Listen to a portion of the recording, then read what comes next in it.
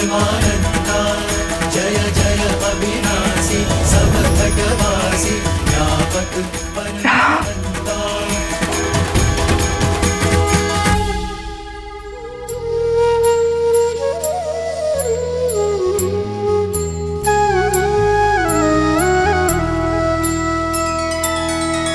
श्री रामचंद्र कृपालु भजु मन हरण भव भय दारुणम नव कंज लोचन कंज मुख कर कंज पद कंजारुणम।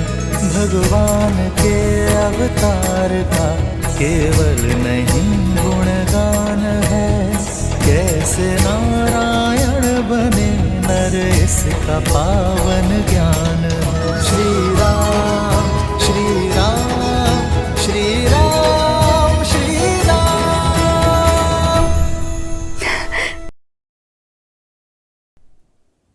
आज ऋषि मतंग की वाणी सत्य हो गई। मैं जानती थी आप अवश्य आएंगे मेरे जीवन का उद्धार करने के। नहीं माता,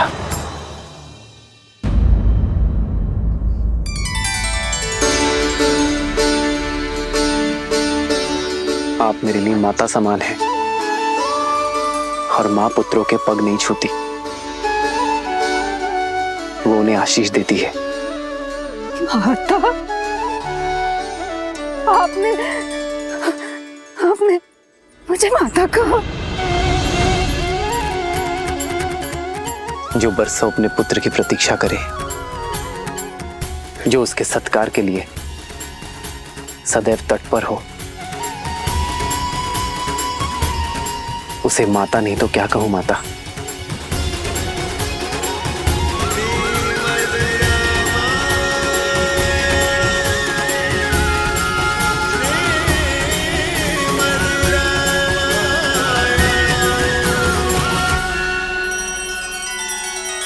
श्री रामचंद्र कृपालु भजु मन हरण भव भय दारुणम नव कंज लोचन कंज मुख कर कंज पद कंजारुणम। सिया राम सिया राम सिया राम सिया राम। आदर्श और मर्यादा की है ये कथा महापावनम, काट मद श्री से मिला दे श्रीमद् रामायणम श्रीमद् रामायणम। सिया राम सिया राम सिया राम सिया राम।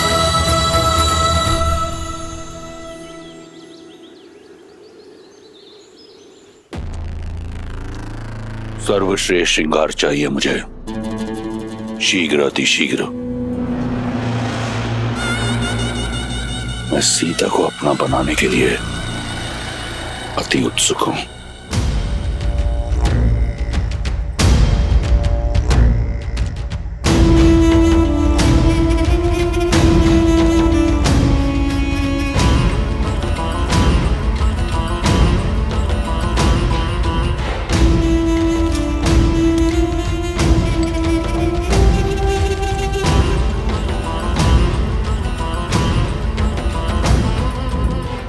ये श्रेष्ठ पोशाक है लंकेश, आपके जीवन के सबसे श्रेष्ठ पल के लिए।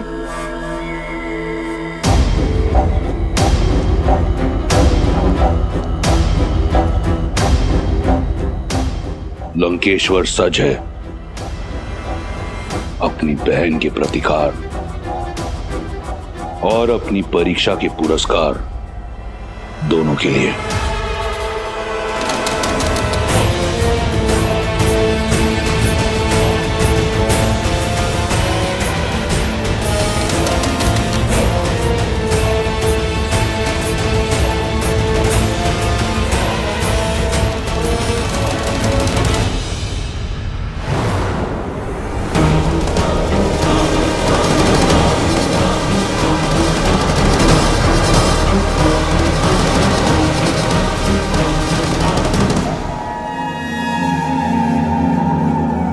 वयम राक्षसम त्रिजटा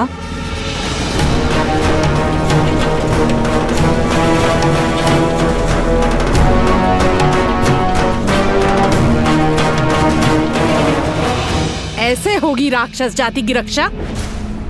मुझे तुम्हारा अभिवादन नहीं चाहिए, मुझे सीता की स्वीकृति चाहिए। मंडप सजा हुआ है, ये अभी तक सज्ज क्यों नहीं हुई है? मैंने बहुत प्रयास किया। अत्यंत हठी है ये, न भयभीत होती है और न प्रश्न का उत्तर देती है। एक चट्टान की तरह अटल है। रूपवती हो, कदाचित इसीलिए अब तक जीवित हो, अन्यथा लंकेश को प्रतीक्षा कराने का दंड मृत्यु होता है। चलो सज्ज हो जाओ। एक पतिव्रता केवल अपने पति के नाम के वस्त्र पहनती है। मेरा श्रृंगार, मेरा आभूषण, मेरे राम का प्रेम है। स्वर्ण लंका की महारानी बनने का स्वर्णिम अवसर मिल रहा है, मूर्ख। जिसे तुम स्वर्णिम अवसर कह रही हो, वो मेरे लिए दुर्भाग्य का निमंत्रण है। कह दो अपने लंकेश से, जिस सीता को वो पाना चाहते हैं वो केवल श्री राम की है। मूर्ख स्त्री, तू बातों से नहीं बल से ही मानेगी।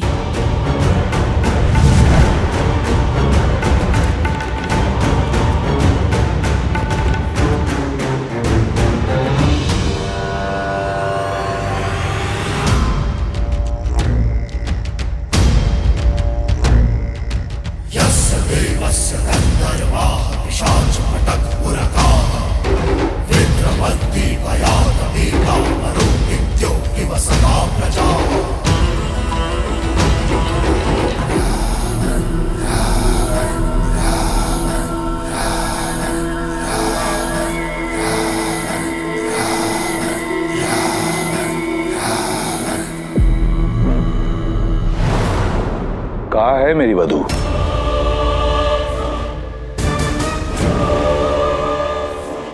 एक महामंत्री का मौन राजा और राज्य दोनों के लिए पतन का कारण होता है। प्रहस्त, उत्तर दो।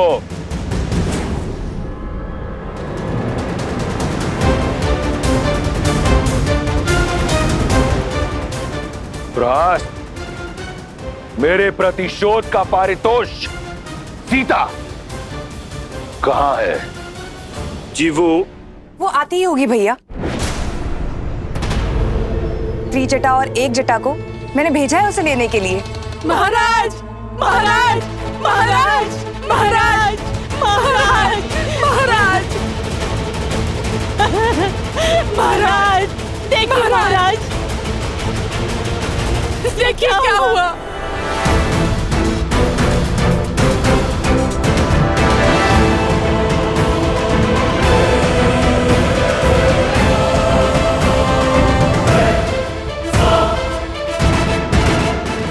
कैसे हुआ ये सब? मैं नहीं जाऊंगी, मैं केवल श्री राम की हूं। अनर्थ मत करो। दया लंकापति नहीं करेंगे। यदि विलंब हुआ तो प्रतीक्षा उन्हें क्रोध दिलाती है। शीघ्र सज्ज हो जाओ। देखो, मंडप तो तुम्हें ले जाना ही है। स्वेच्छा से चलो तो पीड़ा कम होगी, अन्यथा राक्षसों को घसीटने का अभ्यास बहुत है।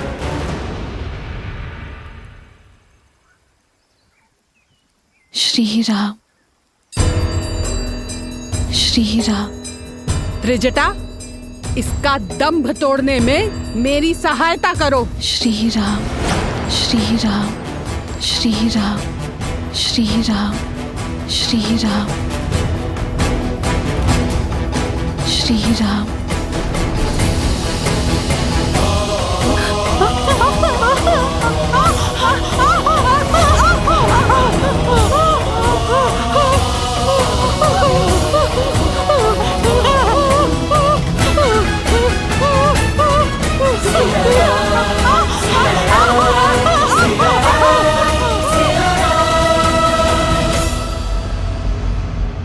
महाराज, बलपूर्वक उसे घसीट के लाने का प्रयास कर रहे थे हम। उसके स्पर्श मात्र से ही हमारे हाथ। एक क्षण।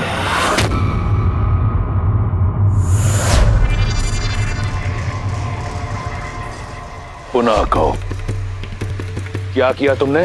हम बलपूर्वक उसे घसीट खिलाने का प्रयास। कौन? अपमान किया है तुमने, लंका की भावी महारानी का।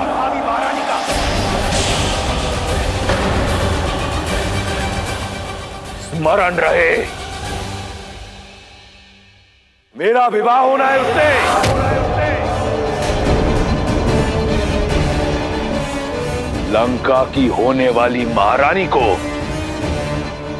पशुओं की भांति घसीटा तुमने। अगर ये भूल दोबारा हुई तो जीवित जला दूंगा। मैं स्वयं जाऊंगा उसे लेने।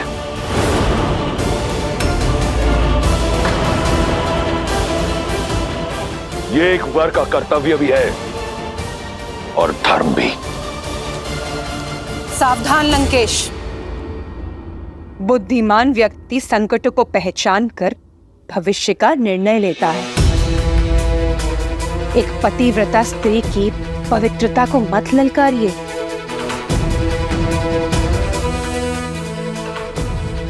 अभी तो केवल एक जटा और त्रिजटा के हाथ जले हैं। कहीं ऐसा ना हो सीता की कोमल काया से निकलने वाली पवित्रता की कठोर अग्नि संपूर्ण लंका को भस्मी कर दे।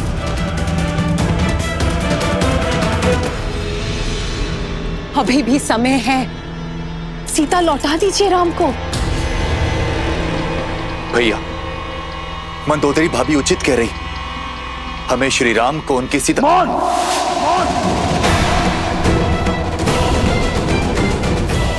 परामर्श नहीं मांगा मैंने।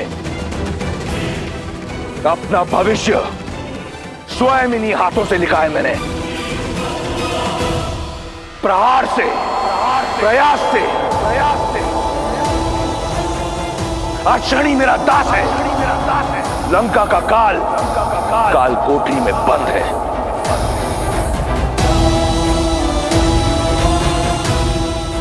और अपनी भाग्य रेखा में मैं सीता को स्वयं लिख चुका हूं।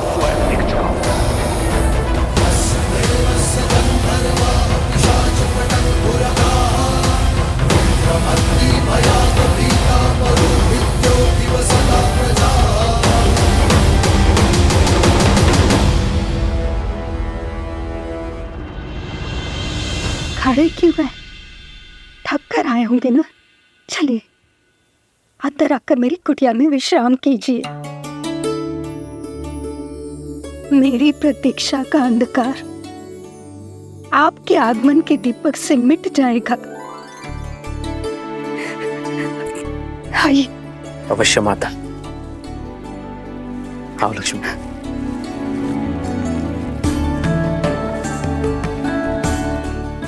आइए।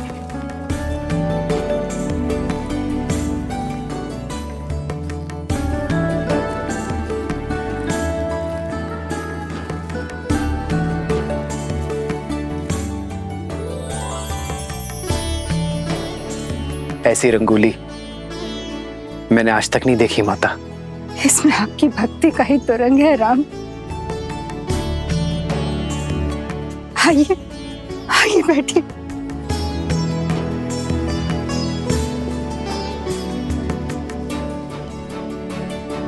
वर्षों से आपके आगमन की प्रतीक्षा करती रही। यदि सत्कार में कोई त्रुटि हो जाए तो मुझे क्षमा करें राम। माँ की ममता हर कमी पूरी कर देती है। आपको क्षमा मांगने की कोई आवश्यकता नहीं है।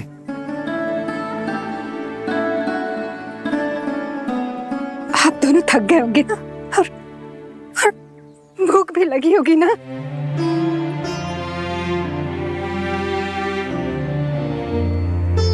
हाँ माता, भूख तो बहुत लगी है। कुछ खिलाइए ना। मैं अभी लाई राम, अभी लाई।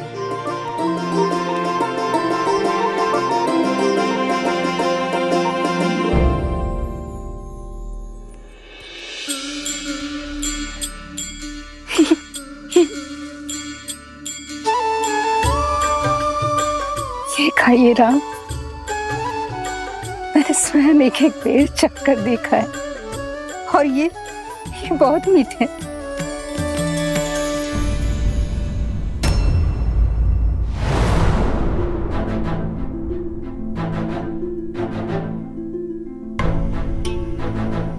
अतिथि को झूठे भेर खिलाएंगी आप?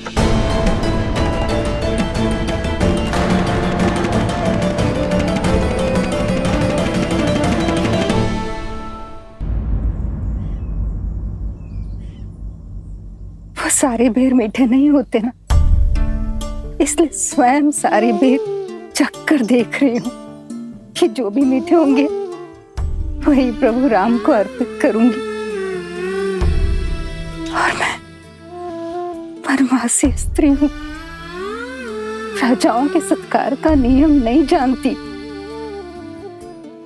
कहीं कोई त्रुटि हो गई है इसलिए नहीं खा रहे ना?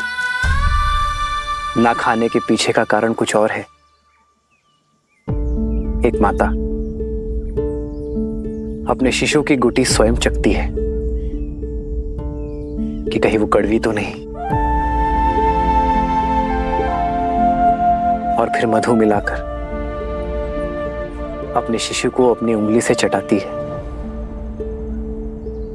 एक मां दूध गर्म है या नहीं ये स्वयं चखती है और फिर अपने शिशु को पिलाती है। मां तो वो है जो अपने पुत्र के सुख के लिए विष को भी चख ले। जो व्यंजन माता बनाए पुत्र को उसे मां के हाथों से खाने में ही आनंद आता है। आपके हाथों से बेर और मीठे लगेंगे माता। मेरे हाथ से खाओगे राम? मेरे हाथ से? क्यों नहीं माता, आज आपको देखकर बरसों बाद ऐसा लगा जैसे मेरी तीनों माताएं मिल गई मुझे। माता,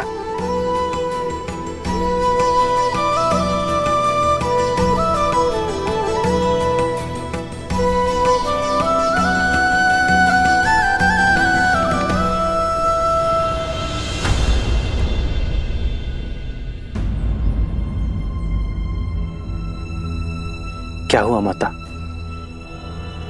आप रुक क्यों गई?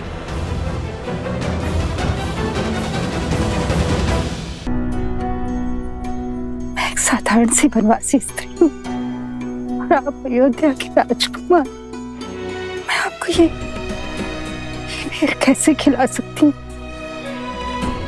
गुरुदेव मदन के आश्रम में मुझे ज्ञान तो मिला, किंतु अपने कुल के कारण स्वीकृति नहीं। और इसीलिए मुझे ऋषिमुख पर्वत छोड़ यहाँ आना पड़ा, एकाकी जीवन बिताना पड़ा। यदि आपको छुआ तो आप कहीं मलिन न हो जाए। एक माता तो अपने शिशु को काजल का टीका लगाती है लोगों की मलिन दृष्टि से बचाने के लिए। भला उस माता के छूने से पुत्र मलिन कैसे होगा? प्रेम तो पारस है जो मलिन को भी पवित्र बना दे। फिर यह महत्वपूर्ण नहीं कि कौन किस रूप में, किस घर में, किस कुल में जन्मा है। महत्व तो कर्मों का है माता। तो अपने ही पुत्र को अपने हाथों से खिलाने में कैसी झिझक माता? खिलाइए ना।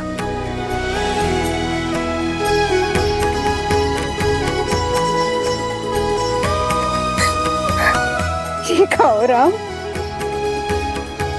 ये बहुत मीठा है, ये खाओ। हाँ,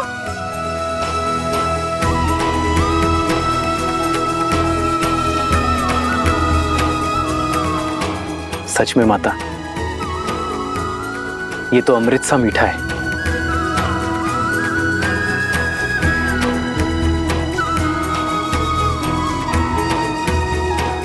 लो लक्ष्मण, माता के हाथ का प्रेम और स्वाद है इसमें, खाओ।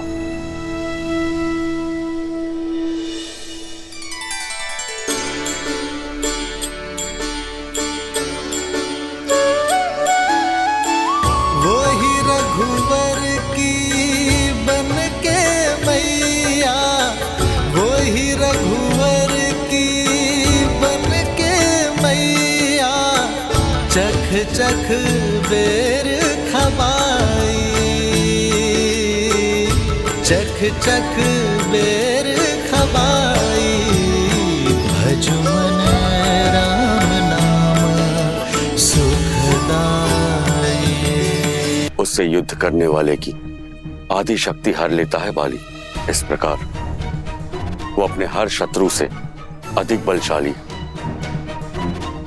भला श्री राम और लक्ष्मण जैसे युवा योद्धा कैसे युद्ध कर पाएंगे उनसे? उनका सामना कैसे कर पाएंगे? मेरे भैया श्री राम के सामर्थ्य पर प्रश्न चिन्ह उठाने से पूर्व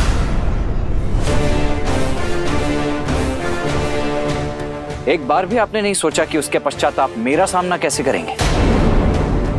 मेरे भैया राम ने आपकी ओर तो बिना किसी लोभ के मित्रता का हाथ बढ़ाया। उन्होंने तो संदेह नहीं किया आपके बल पर। मित्रता जैसे पवित्र संबंध की नींव यदि विश्वास पर न रखी जा सके तो उसका धराशायी होना निश्चित है। यदि मेरे भैया श्री राम ने कहा है कि बाली का वध करने में वो आपकी सहायता करेंगे तो अब तो नियति भी उनके मार्ग का कांटा नहीं बन सकती है। क्षमा चाहता हूं लक्ष्मण, किंतु मेरी शंका व्यर्थ नहीं है। श्री राम मुझे बाली से द्वंद्व करने के लिए कह रहे हैं। मुझसे बहुत शक्तिशाली है वो, मैं उसे कभी हरा नहीं पाऊंगा। और यदि श्री राम बाली को मारने में असमर्थ रहे तो मैं मृत्यु को प्राप्त करूंगा और सदा के लिए बाली के पाश में बंधने का विष मेरी पत्नी को पीना होगा। और यही नहीं, मेरे अपनों का क्या होगा? जिनका जन्म ही संसार की पीड़ा हरने के लिए हुआ हो, उन मेरे भैया राम की उपस्थिति में ऐसा हो जाए ये संभव नहीं है वानरराज। लक्ष्मण,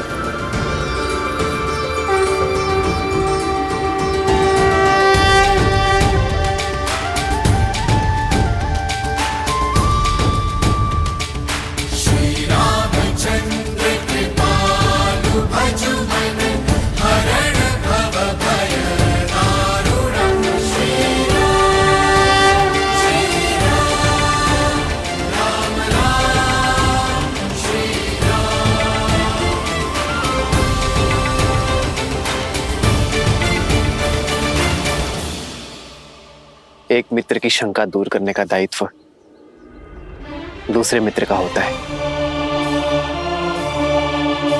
और शंका धमकाकर नहीं, समझाकर दूर की जाती है।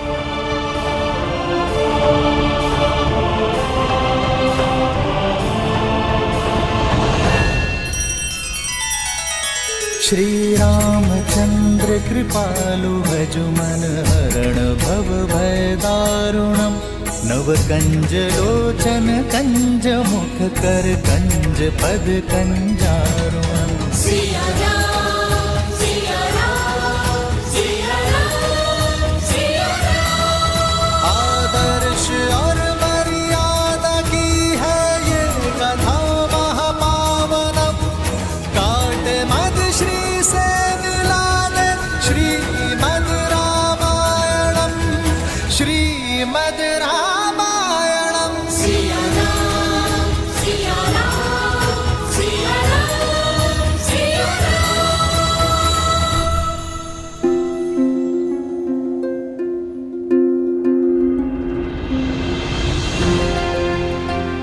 बताइए सुग्रीव, ऐसी कौन सी शंका है जो आपको कचोट रही है? मैं आपके हर संदेह को समाप्त करने का प्रयास करूंगा। क्षमा करे श्री राम, किंतु मेरे संदेह की जड़ बाली की शक्ति है, उसका पराक्रम, उसका बल जिसकी कोई सीमा नहीं है। एक बार अति बलशाली राक्षस दुंदुभी, जिसका शरीर पर्वत के समान था, जिसके नाम से मानव और दानव ही क्या, देवता भी थर थर कांपते थे, उस दुंदुभी ने किष्किंधा आकर बाली को चुनौती दी।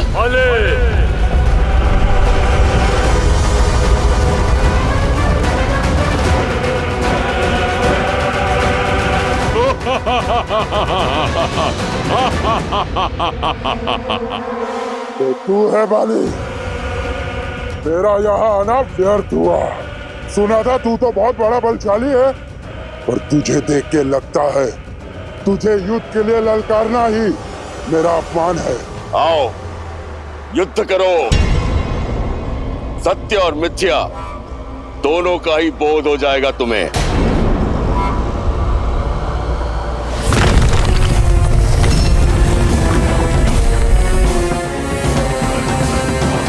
आनंद आएगा। अब अपनी मृत्यु के लिए सज्ज हो जाओ बाले।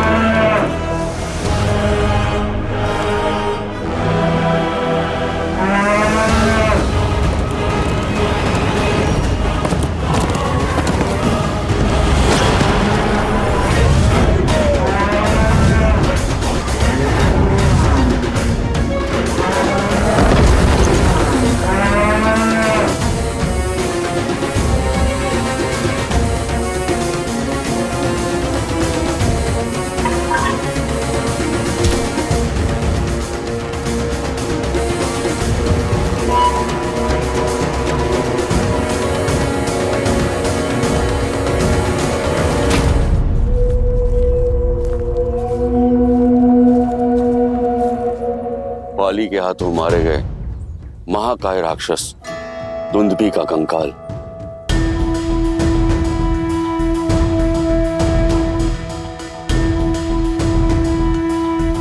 बरसों से आज भी इस ऋषिमुख पर्वत पर पड़ा। आज तक किसी में इतना साहस, इतना सामर्थ्य नहीं कि इसे लेश मात्र भी हिला पाए। ना अकेले ना समूह में। सोचिए, जिसके कंकाल में इतना बल हो वो दुंदुभी कितना शक्तिशाली होगा, और उस दुंदुभी को उठाकर योजनों दूर तक फेंक देने वाले बाली किस बल का स्वामी होगा।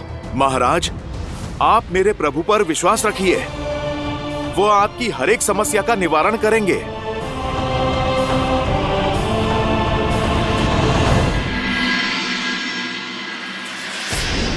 इतनी सिद्धि, इतनी शक्ति, इतना ज्ञान होने के बाद भी मेरे भाई ने इतना बड़ा धर्म किया। एक पतिव्रता पत्नी, एक पराक्रमी पुत्र, एक सुंदर राज्य होने के बाद भी किसी और की स्त्री पर कुदृष्टि डालने का अधर्म किया है मेरे भाई ने, और इस अपराध के लिए मैं क्षमा प्रार्थी हूं।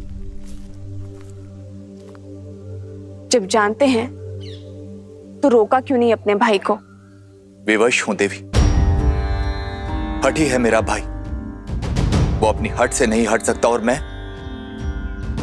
अपने धर्म से प्रण लिया था मैंने कि अपने भाई को धर्म के मार्ग पर ले जाने का प्रयास करता रहूंगा जीवन भर। इसीलिए उनके साथ और सदैव उनके साथ रहूंगा। धर्मो रक्षितः रक्षित। आप चले थे अपने भाई का हाथ पकड़कर धर्म के मार्ग पर ले जाने, पर उनका हाथ पकड़कर कहीं स्वयं अधर्म के मार्ग पे तो नहीं निकल गए? कहीं ना कहीं आपके चयन का मार्ग दूषित तो नहीं हो गया है? क्योंकि धर्म सदा न्याय के साथ खड़ा होता है, अन्याय की ओट में नहीं। आपका आपके भाई का साथ देना आपका धर्म नहीं, भय से उपजी विवशता है। और ये विवशता आपके भाई की रक्षा नहीं, उनका नाश करेगी। देवी, मेरे हृदय में केवल सत्य का वास है। मैं जानता हूं कि मेरा भाई अधर्मी है, किंतु सत्य का हृदय में नहीं, आचरण में स्थान देना चाहिए। सत्य का निर्वाहन कर्म और वचन से होना चाहिए, जैसे मेरे श्री राम करते हैं। सत्य का बोध होते हुए भी अपने भाई के अन्याय का समर्थन कर रहे हैं आप, तो आप भी मेरे दोषी हुए ना। आपने क्षमा मांगी, मैं दे दूंगी, पर क्या आपका धर्म आपको क्षमा कर पाएगा?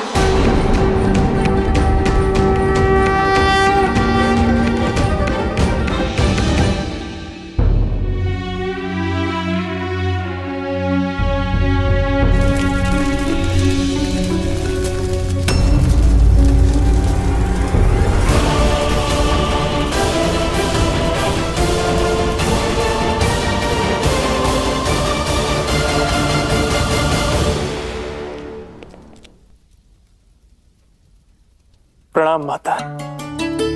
मेघनाथ, इन जलते दीपकों ने तो मंदिर की शोभा और बढ़ा दी। अग्नि में बहुत शक्ति होती है पुत्र। जब अग्नि दीपक को जलाती है तो संसार में प्रकाश फैलता है, किंतु जब भी अग्नि ज्ञान को ही जला दे तो जग में केवल अंधकार फैलता है, केवल अंधकार। आपकी बातों में मुझे चिंता की परछाई दिखाई दे रही है। परछाई उस विनाश की है जो लंका को लील जाने वाली है पुत्र। सीता को पाने के मद में चूर तुम्हारे पिताश्री ने अपनी पुस्तकों, अपने ज्ञान के स्रोत को आज भस्म कर दिया है मेघनाथ। ज्ञान हर सभ्यता, हर साम्राज्य का आधार होता है, और ज्ञान का भस्म होना आने वाले अंधकार और अशुभ की चेतावनी है। माता, आप चिंता क्यों करती हैं? पिताश्री है ना, वो लंका पर कभी कोई आंच नहीं आने देंगे। सूर्य है वो, जिनके प्रकाश को कभी कोई चुनौती नहीं दे सकता। देर तक अगर सूर्य को देखते रहोगे ना पुत्र, तो कुछ और देखने के योग्य नहीं बचेंगी आपकी आंखें। अपने पितृ भक्ति में इतने अंधे ना हो जाओ कि सत्य और असत्य का भेद ना कर सको।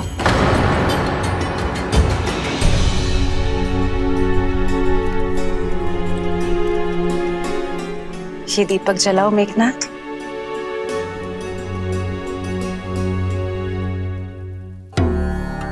अग्नि से बाती भस्म हो जानी चाहिए, परंतु हुई नहीं।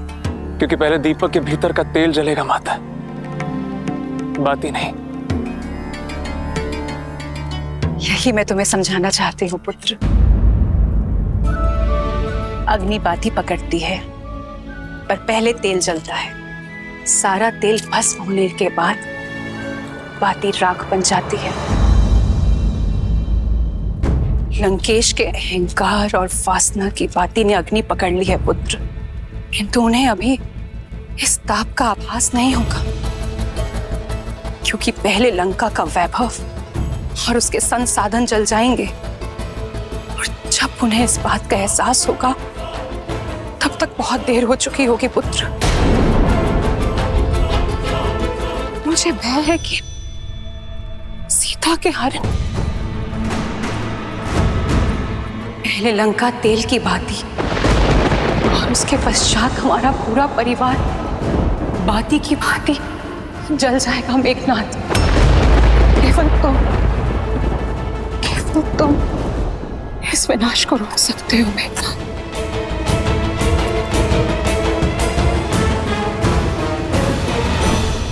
देखिए कैसी माया है।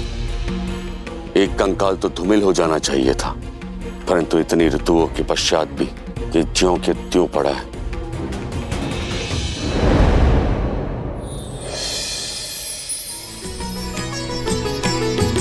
हो कह सुग्रीव सुनहु रघुबीरा, बाली महाबल अति रणधीरा।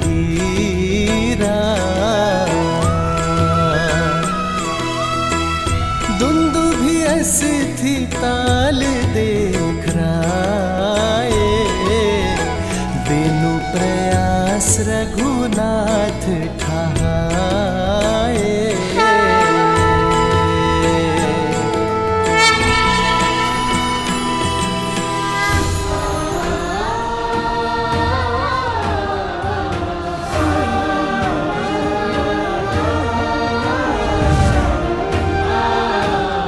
प्रभु श्री राम की, प्रभु श्री राम की, प्रभु श्री राम की। कहिए वानर राज, अब तो आपकी शंका समाप्त हो गई ना?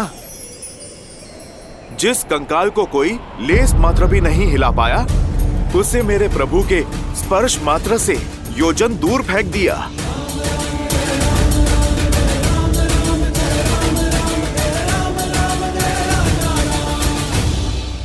प्रतीत होता है कि आपकी चिंता और भी बड़ी है मित्र। आपके बाहुबल का परिचय मुझे तो मिल गया, किंतु बाली के बल से आप अभी भी अपरिचित हैं। धनुर्विद्या में पारंगत है वो, इतना तीव्र है वो कि युद्ध भूमि में प्रतीत होता है जैसे बाली 10 दिशाओं से एक साथ प्रहार कर रहा है।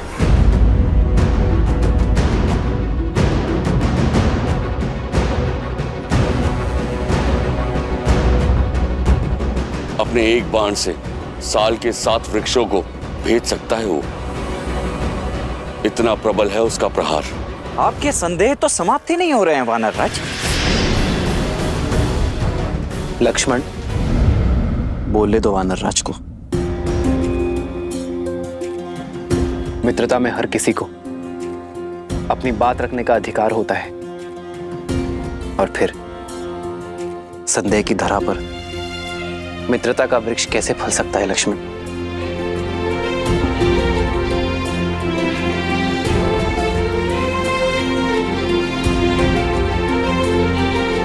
मैं आपके इस संदेह का अंत करने के लिए भी सजग हूं मित्र।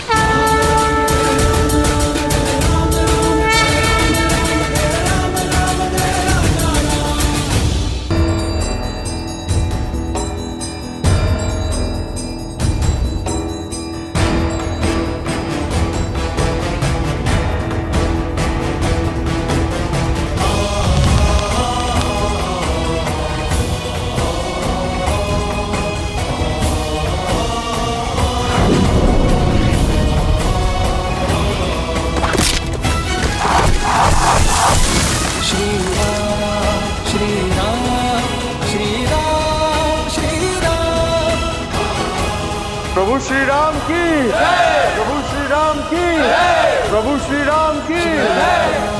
श्री राम, श्री राम, श्री राम। दुंदुभि का कंकाल और ये वृक्ष वो नहीं है जो प्रतीत होते हैं।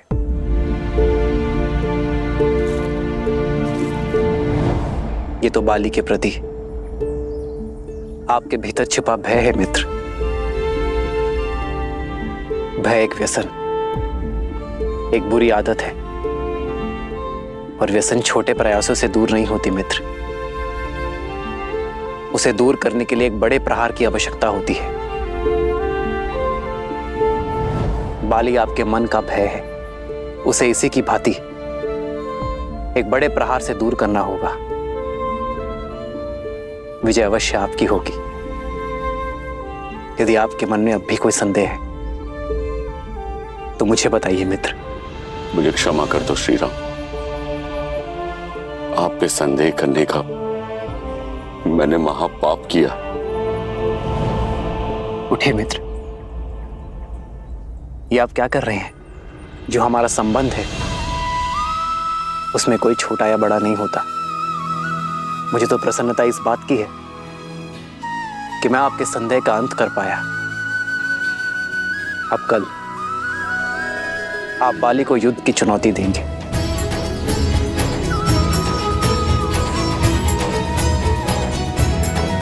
श्री राम श्री राम श्री राम श्री राम।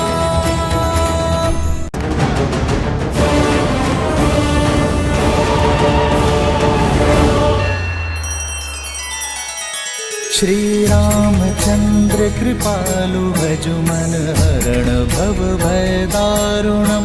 नव कंज लोचन कंज मुख कर कंज पद कंजारुणम। सिया राम सिया राम सिया राम सिया राम। आदर्श और मर्यादा की है ये कथा महापावनम। काट मद श्री से मिला दे श्रीमद् रामायणम श्रीमद् रामायणम। सिया राम सिया राम सिया राम सिया राम।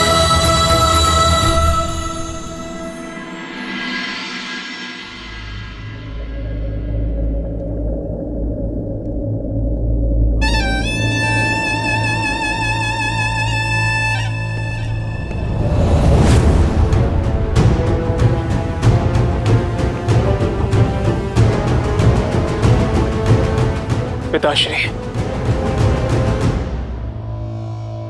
आपसे आज्ञा चाहिए। स्पष्ट रूप से आपसे एक बात करने के लिए। प्रश्न ये है कि जो मेरे समक्ष खड़े होकर मुझसे बात करना चाहता है, क्या वो मेरा पुत्र है या लंका का युवराज? युवराज नहीं पिताश्री, आज यहाँ एक पुत्र है, अपने पिता से अपने मन की बात करने के लिए आया है। तो निर्भय होकर कहो। अब जब से सीता को लंका लेकर आए, माता अति चिंतित रहती है। पर स्त्री को लेकर आपके भीतर बढ़ रही इच्छाएं, आपका अपने ज्ञान के गर्भगृह को स्वयं जलाकर भस्म कर देना, इससे माता का भय और बढ़ रहा है। क्या कहा तुम्हारी माता ने? कि आग जब दीपक की बाती को पकड़ लेती है तो बाती से पूर्व वो उसके भीतर के तेल को जलाती है और फिर बाती भस्म हो जाती है। लंका का वैभव भस्म हो रहा है पिताश्री, और उसका प्रारंभ हमारे अपने ज्ञान के भंडार से हुआ है। तो अब रावण के आचरण से लंका के युवराज को समस्या होने लगी है।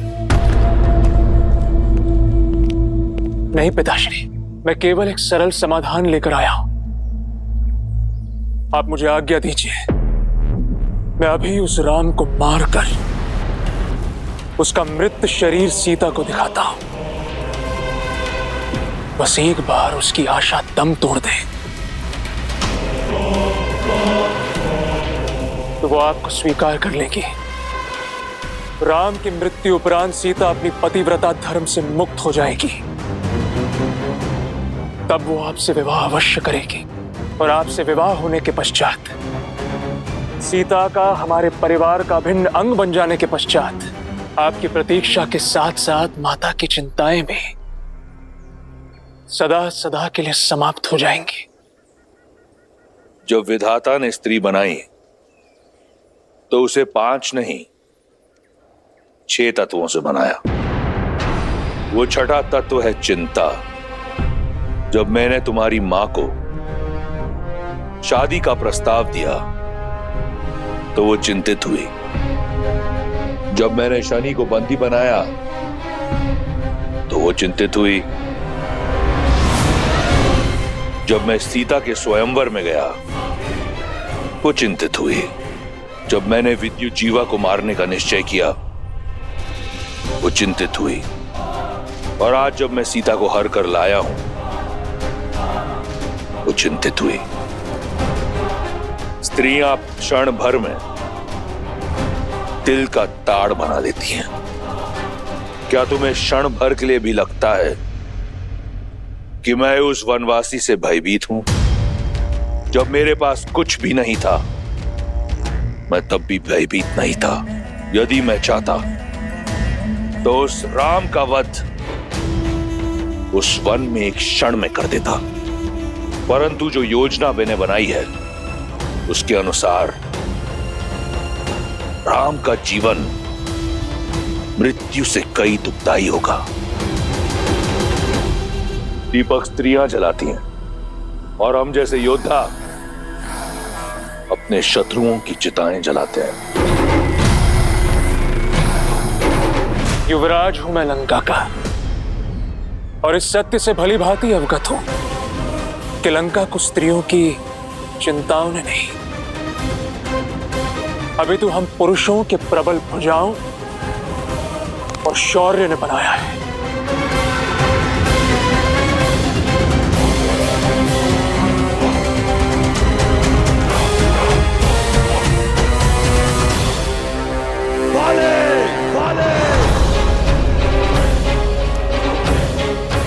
अंगद,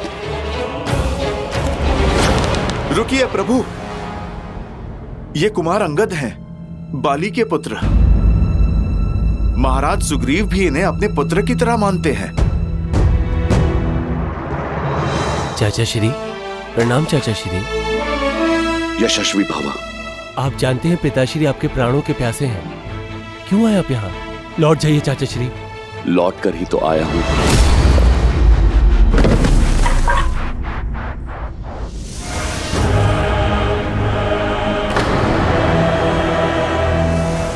और सीधा उस काल के पास जाएगा जहां से कोई नहीं लौटता। चलो, अच्छा हुआ तुम सामने तो आए, अन्यथा मुझे संदेह होने लगा था कि तुम मेरे कुल के हो या नहीं।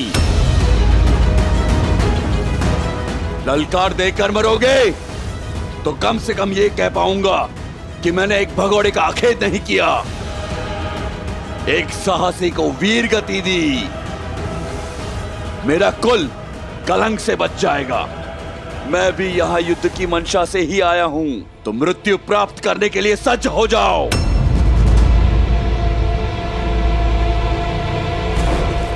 भागता कहां है कायर? आज तेरा अंत निश्चित है।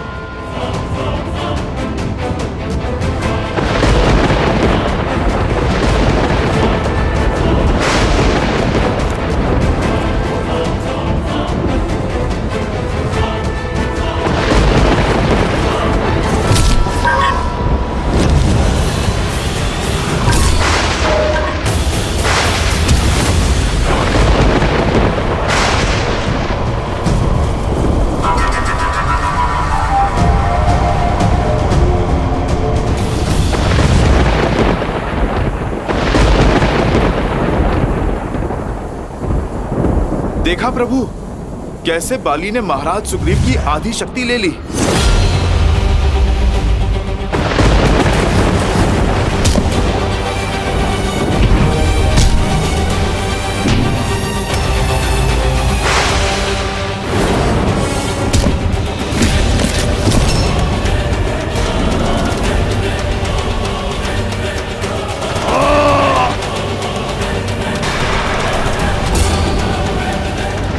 इतना ही, और बल लगाओ चित्कार में कायर, और चीखो।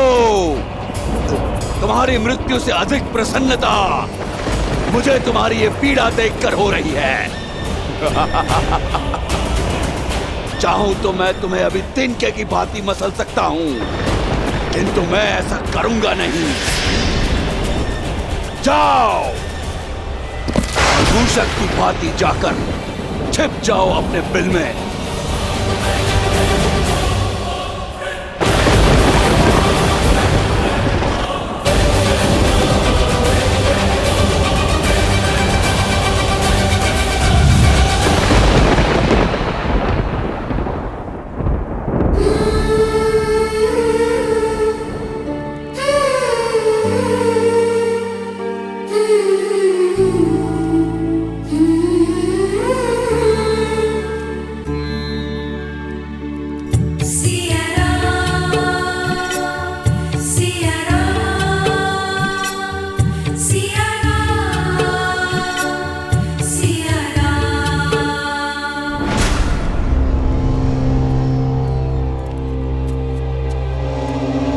खा लो,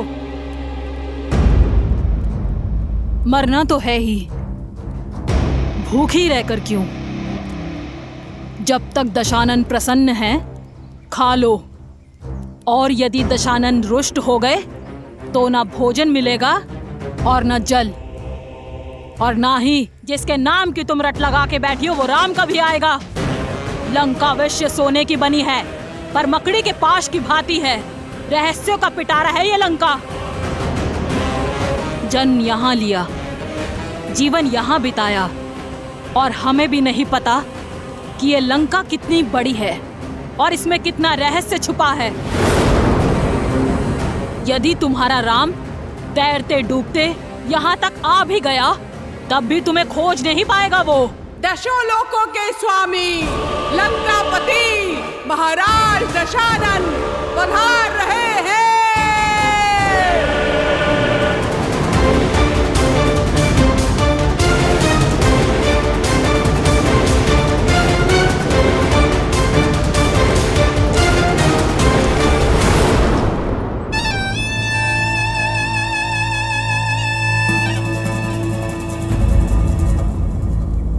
आओ सीता, चलो मेरे साथ।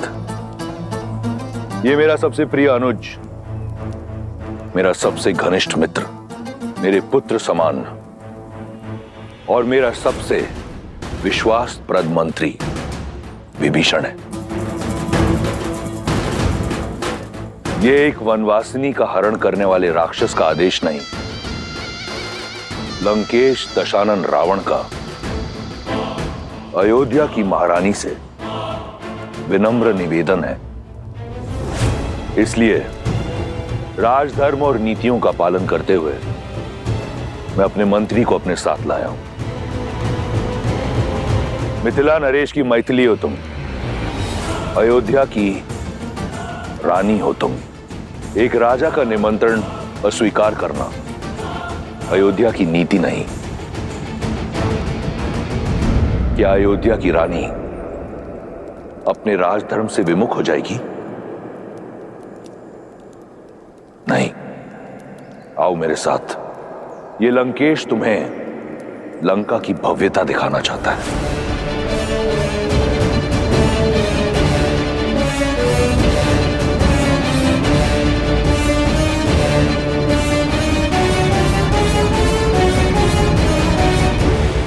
चलो।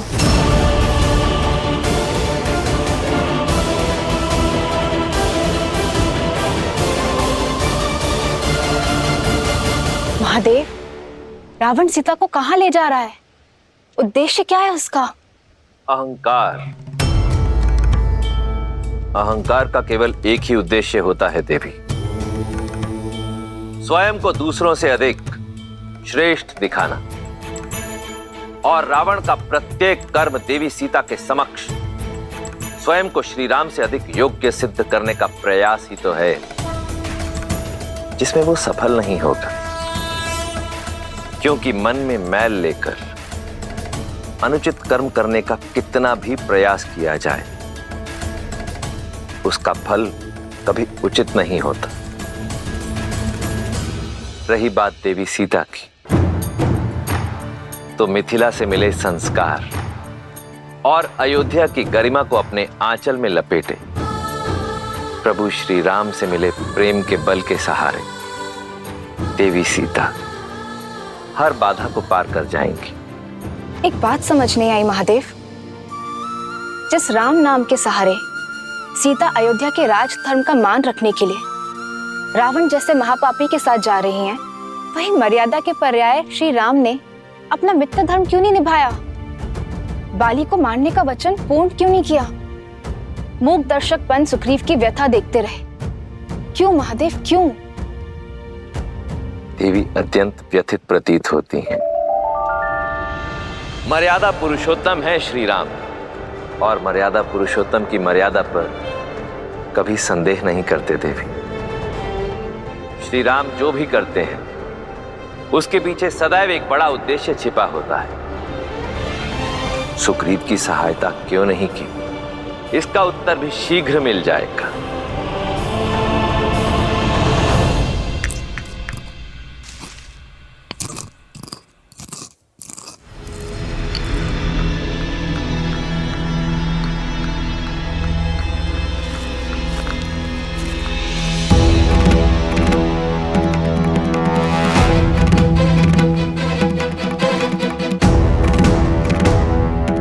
मेरे घाव पर औषधि लग रही है अयोध्या कुमार। आप क्या नमक छिड़कने आए हैं? लक्ष्मण, तुम्हें बहुत घमंड था ना अपने भाई की शक्ति पर, लक्ष्य पर। क्या हुआ? बाली को देखकर धनुष उठाने की शक्ति नहीं बची? या लक्ष्य नहीं साध पाए उस दूरी से? सुरक्षा का वचन देकर विमुख हो गए आप।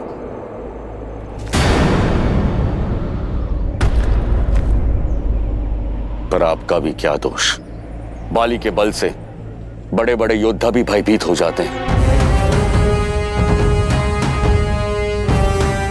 आपके हाथ भी भय से कांप गए होंगे।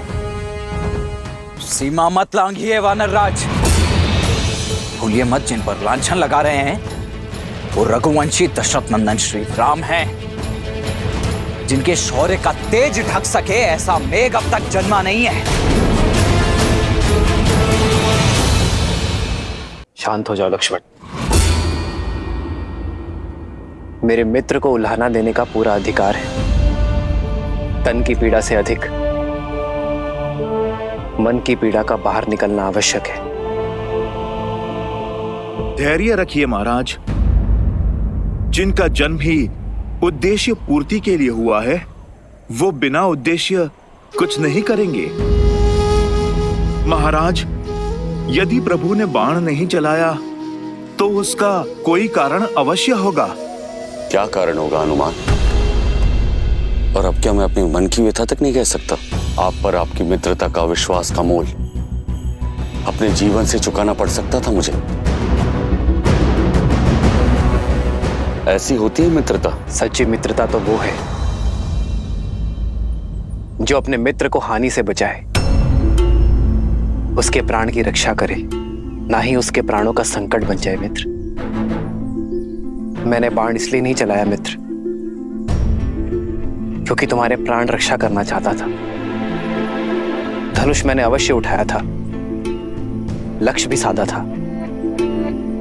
ना अपना वचन भूला हूं मित्र, और ना ही बाली से भयभीत हुआ हूं। हाँ, भ्रमित अवश्य हुआ हूं। मुझे ये ज्ञात ही नहीं था मित्र कि आप दोनों भाई दिखने में बिल्कुल एक समान हैं। आप दोनों का रूप रंग, भाव भंगिमा, आकार विकार, नाक नक्श इतने समान हैं। ये सत्य है मित्र कि मैं ये निर्णय ही नहीं कर पाया कि आप दोनों में से कौन बाली है और कौन सुग्रीव।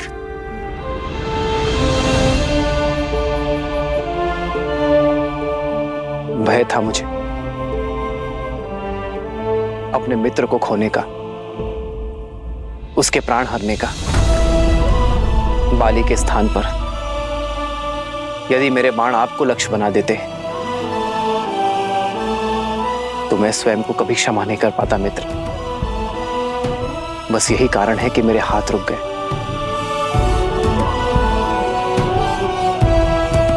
आपके दुख का आभास है मुझे मित्र। मेरे कारण आपके तन और मन को जो पीड़ा सहनी पड़ी है, उसके लिए मैं क्षमा प्रार्थी हूं मित्र।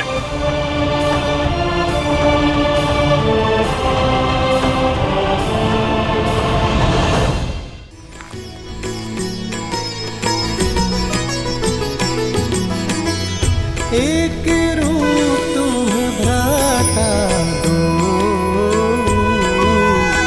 तेहि भ्रमते नहीं मरे सो।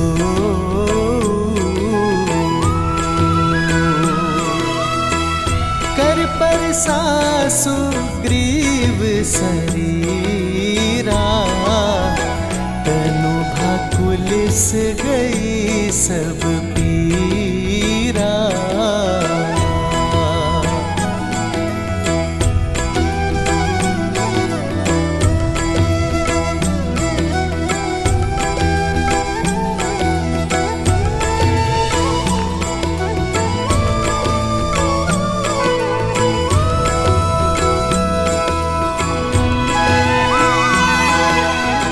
क्षमा मांगकर मुझे और लज्जित ना करे श्री राम।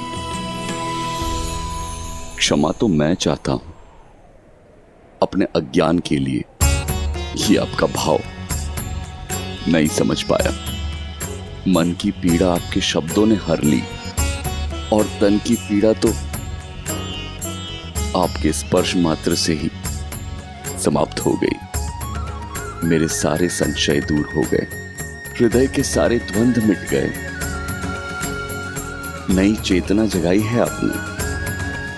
धन्य है श्री राम, धन्य है।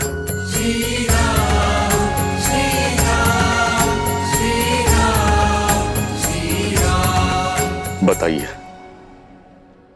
क्या आदेश है मेरे लिए? मित्र, आप बाली को पुनः युद्ध के लिए ललकारेंगे।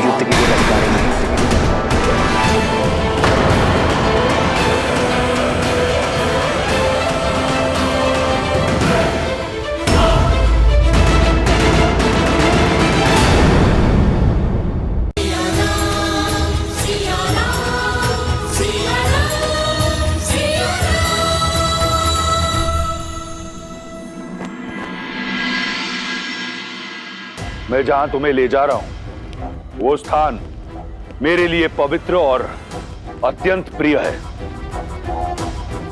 लंका का सभागार। देखो, देखो इसकी भव्यता।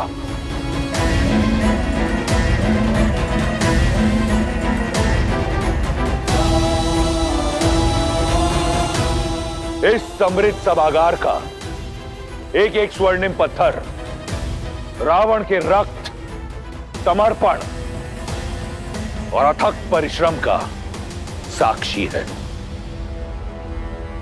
ऐसी भव्यता ना तो इंद्र के अमरावती में है, ना ही विष्णु के वैकुंठ में। ऐसा गौरव ना ब्रह्मलोक में है और ना सूर्यलोक में इतना तेज। यह है मेरा सिंहासन। यहीं बैठकर मैं 10 लोकों पर शासन करता हूं। एक बार तुम मेरी पटरानी बन जाओगी तो इस सिंहासन पर मैं तुम्हें अपने साथ स्थान दूंगा। बस एक बार मेरा प्रस्ताव स्वीकार कर लो।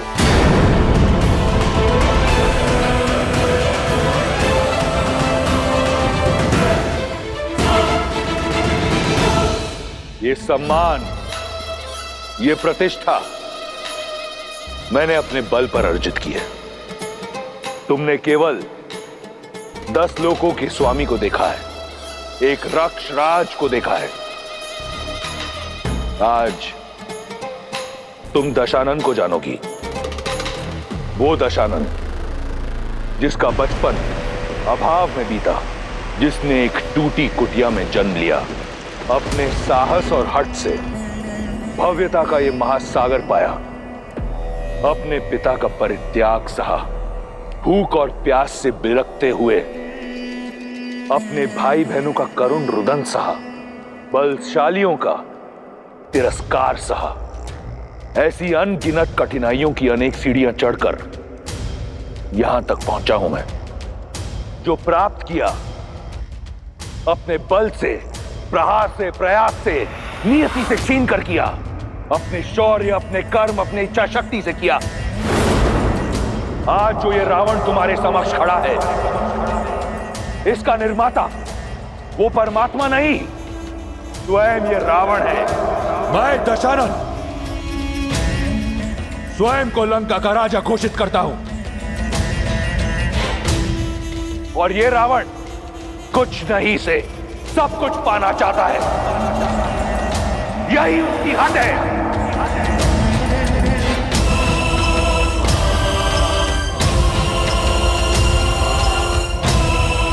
बस यही है लंकेश दशानन रावण की कथा, उसकी विजय गाथा।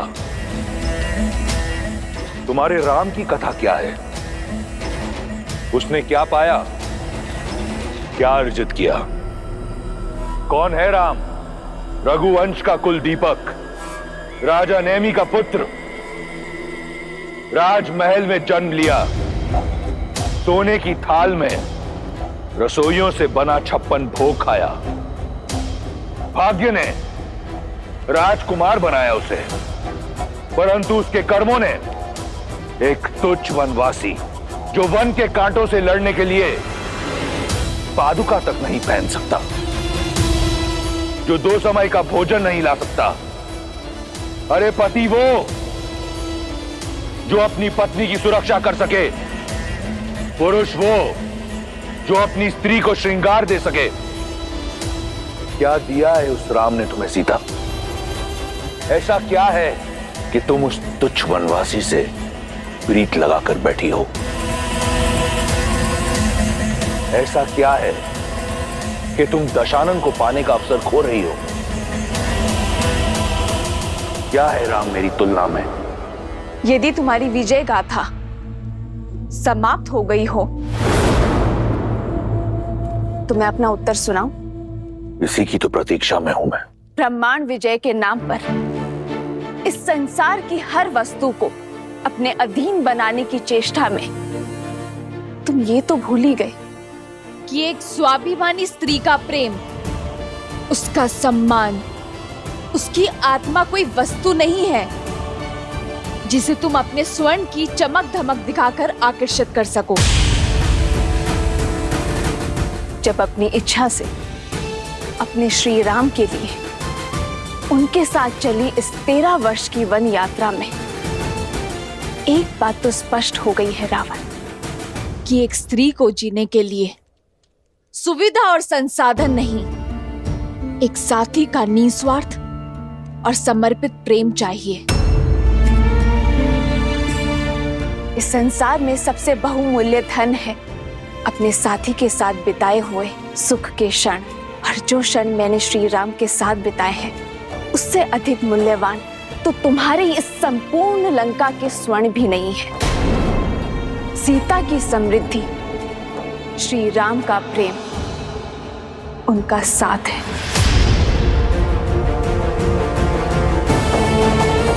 तुम अपनी संपत्ति दिखा रहे हो ना रावण, परंतु ये भूल गए संपत्ति अपनों से बनती है, उनके आदर और सम्मान से बनती है,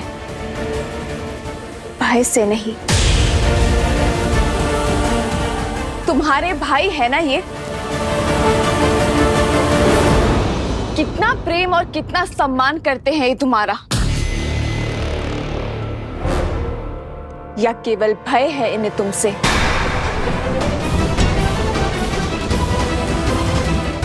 यदि भय ना होता तो तुम्हें भी भरत और लक्ष्मण भैया जैसे भाई होते। एक भाई जो अपने भाई की चरण पादुका को अपने मस्तक पर ढोकर उनके नाम से अयोध्या का राज्य चला रहा है। एक भाई जिसने अपने पत्नी, परिवार, सुख सुविधा को छोड़कर अपने भाई की ढाल बनकर उनके साथ वन में खड़ा है।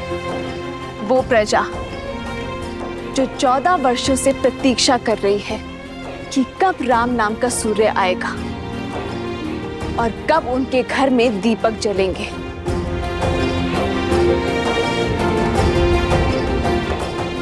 है तुम्हारे पास एक भाई जो केवल भय से तुम्हारे साथ है,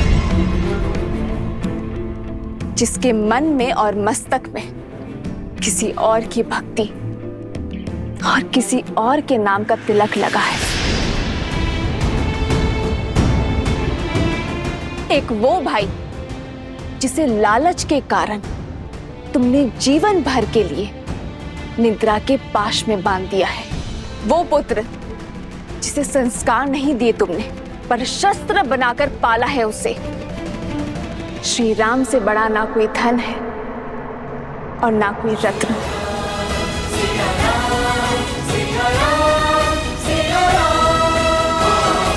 जिस सीता को श्री राम ने अपने हृदय के सिंहासन पर बिठाया हो, उसे तुम इस स्वर्ण सिंहासन का लोभ दे रहे हो। जीते होंगे तुमने लोग, किंतु मेरे श्री राम ने अयोध्या से निकलकर इतने हृदय जीते हैं कि यदि तुम गिनने बैठोगे ना तो तुम्हारा ये जीवन कम पड़ जाएगा। तुम इन स्वर्णीम शिलाओं पर दम ले रहे हो।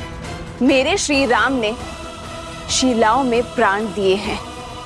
प्रेम वो धागा है, वो बंधन है जो हर लोभ, हर लालसा से परे है। अपनी समृद्धि को बढ़ाने में ध्यान केंद्रित करो रावण, किसी और की स्त्री को अपना बनाने में नहीं, क्योंकि समृद्धि की परिभाषा प्रेम और आदर है, जो मेरे मन में श्री राम के लिए अपार है। अब भी समय शेष है रावण, क्षमा मांग लो मेरे श्री राम से। मुझे ससम्मान पुनः लौटा दो उन्हें और अपने इस सिंहासन पर अपनी पत्नी को ससम्मान स्थान दो। नहीं आएगा तुम्हारा राम, नहीं आएगा तुम्हारा राम। आएंगे, मेरे राम आएंगे। विश्वास को बांध कर रख सके ऐसा कोई पाश नहीं, प्रेम पार ना कर सके ऐसा कोई सागर नहीं। मेरे श्री राम आएंगे मुझे लेने।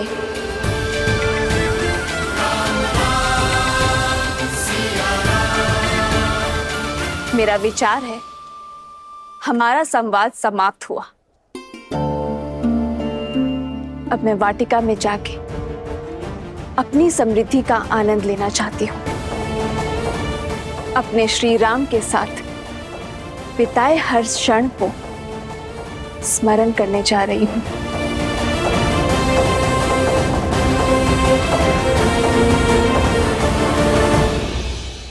रुको सीता,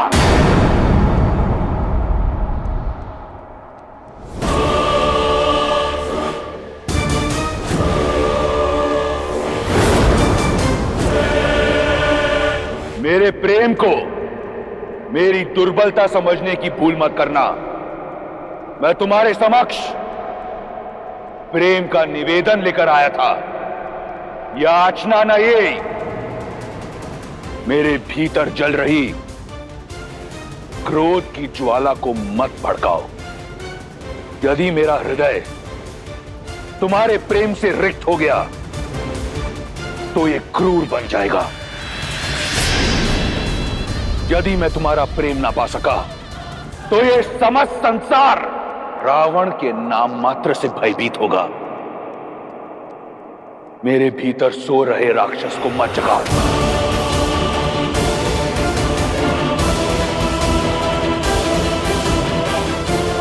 जिस रावण के समक्ष तुम राम के गुण गा रही हो, वो कोई साधारण राक्षस नहीं, राक्षराज रावण है। यदि मैं चाहूं तो इसी क्षण तुम्हारे राम का वध करके तुम्हारे मस्तक से यह सिंदूर मिटा सकता हूं, तुम्हारी गरिमा को कटोट सकता हूं, तुम्हारे सम्मान को रौंद सकता हूं। यह केवल मेरा प्रेम है जिसने मुझे रोका हुआ है। आने दो तुम्हारे राम को, मेरा सागर डुबा देगा उसे। स्मृतियां सजाना चाहती हो ना? जाओ, जाकर सजाओ, क्योंकि अब अपने राम को देख तो नहीं पाओगी तुम। विभीषण, इससे पहले कि मैं इसका अध्याय यहीं समाप्त कर दूं, ले जाओ इसे। लंका में तुम्हारे इस भाई का समय समाप्त होते हुए देख सकती हूं मैं। और जब छत गिरती है ना, तो दीवारें भी नहीं बचती विभीषण जी। विभीषण!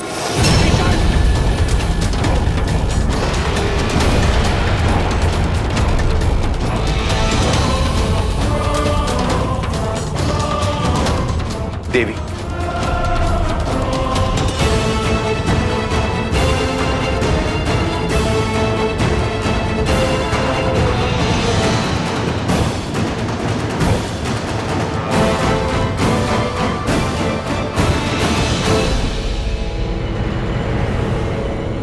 तिनके की भांति कुचल दिया मैंने आज उस विश्वासघाती सुग्रीव को।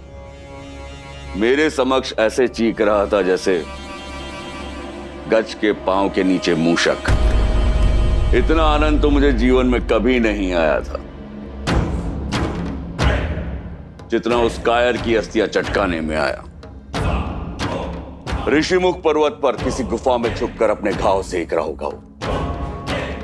समझ आया पुत्र अंगद? ये वीर भोग वसुंधरा है, अर्थात वीर को हर सुख भोगने का अधिकार होता है। बल सदा विजय होता है। अब वो भगोड़ा मुझे अपना मुख कभी नहीं दिखाएगा। बाहर निकल! कहां छुपा बैठा है कायर? बाहर आ, युद्ध कर मुझसे। बाहर आ, युद्ध कर मुझसे।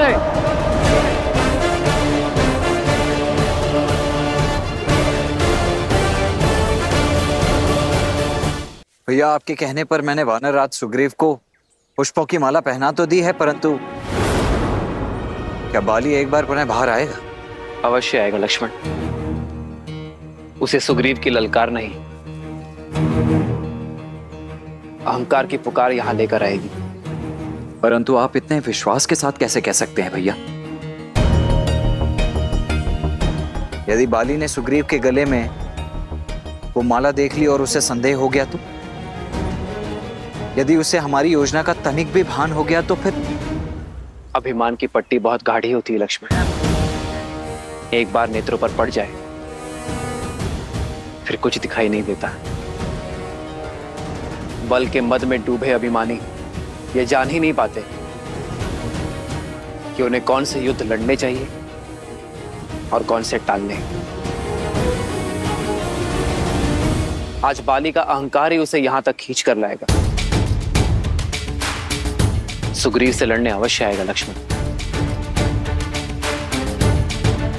बाली! कायर! बाहर आ! युद्ध कर मुझसे!